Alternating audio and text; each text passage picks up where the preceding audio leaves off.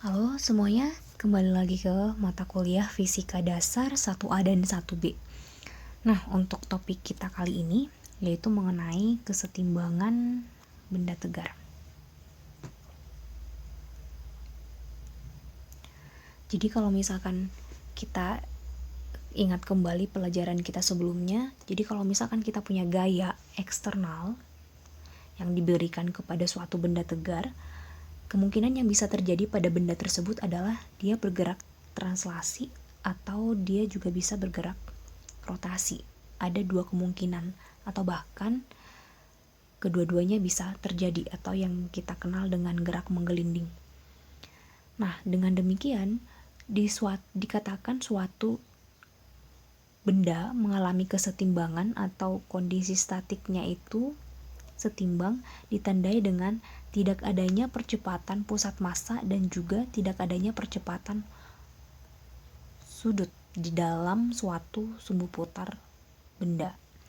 Jadi syarat suatu kesetimbangan itu adalah sigma F-nya sama dengan 0, artinya dia tidak bergerak translasi, dan juga sigma tau-nya sama dengan 0, tidak bergerak rotasi.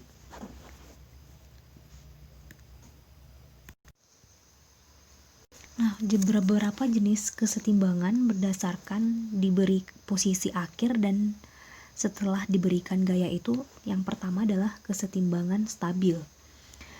Dikatakan kesetimbangan stabil jika pada benda diberikan gangguan. Jadi gangguan yang dimaksud di sini adalah gaya atau bisa juga torsi, maka posisi benda itu akan berubah. Namun setelah gaya tersebut dihilangkan, benda akan kembali ke posisinya semula.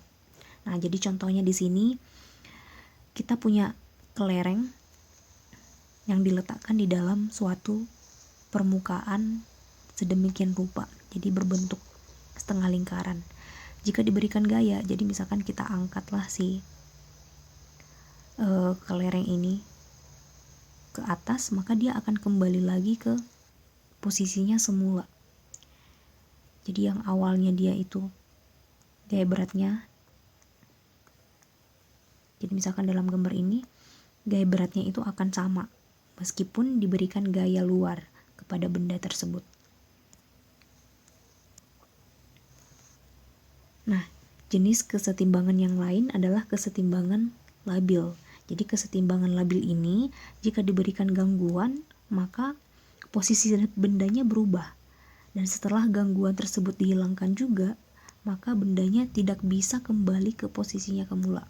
Jadi bedanya dengan kesetimbangan stabil, kalau gaya dihilangkan pada kesetimbangan stabil, dia bisa kembali ke posisi semula, sedangkan pada kesetimbangan labil, dia tidak bisa kembali ke posisinya semula. Nah, jadi contohnya adalah benda yang sama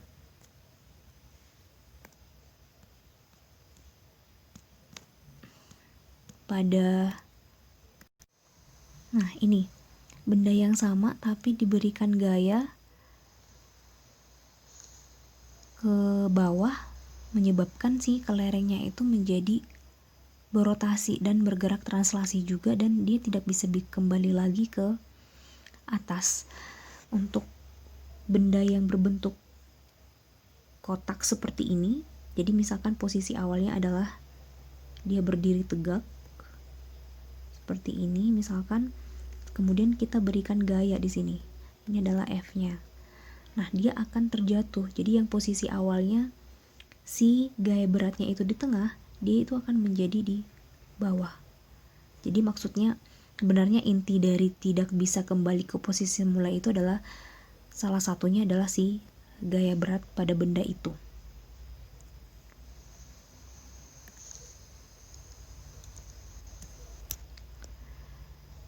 Nah, kemudian kesetimbangan jenis yang terakhir yaitu kesetimbangan netral atau indifferent.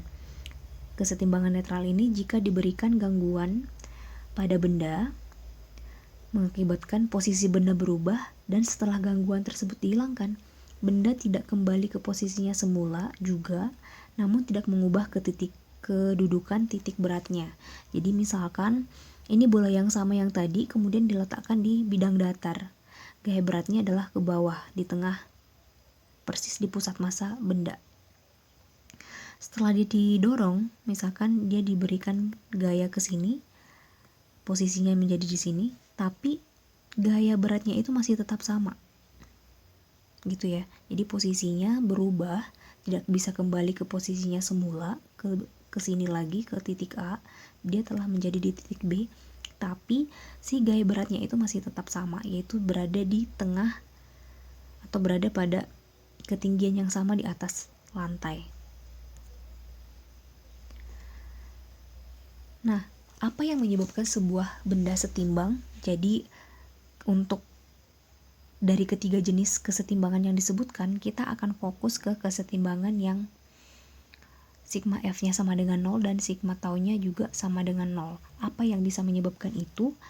Ada yang itu gaya luar, jadi contohnya adalah kita mengangkat suatu beban. Kemudian kita bisa dalam kurun waktu tertentu kita masih bisa membuat beban tersebut benar-benar tidak ada sigma F yang sama dengan 0 dan sigma tau-nya yang sama dengan 0. Kemudian, kalau misalkan kita memberikan gaya kepada suatu benda, maka benda juga itu akan bisa bereaksi. Salah satunya bisa itu bersifat gaya tekan, gaya tegangan tali, dan juga gaya gesek yang menyebabkan benda tersebut tetap berada dalam posisi setimbang. Nah, agar lebih paham aplikasinya seperti apa, kita latihan soal dulu.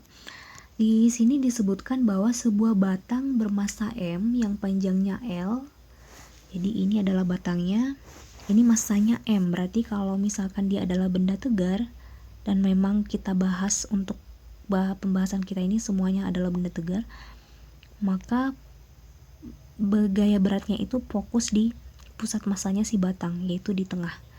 Jadi ini adalah gaya berat batang, ini pasti L/2.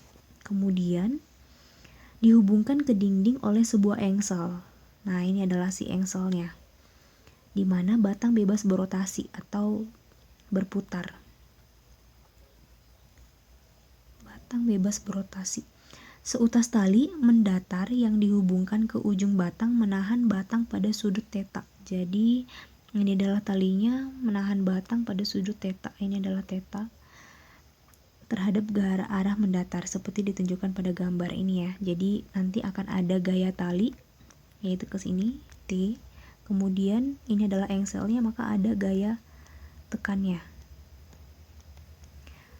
Ini gaya tekan atau kita buat F. Ini berarti adalah Fx dan ini adalah Fy.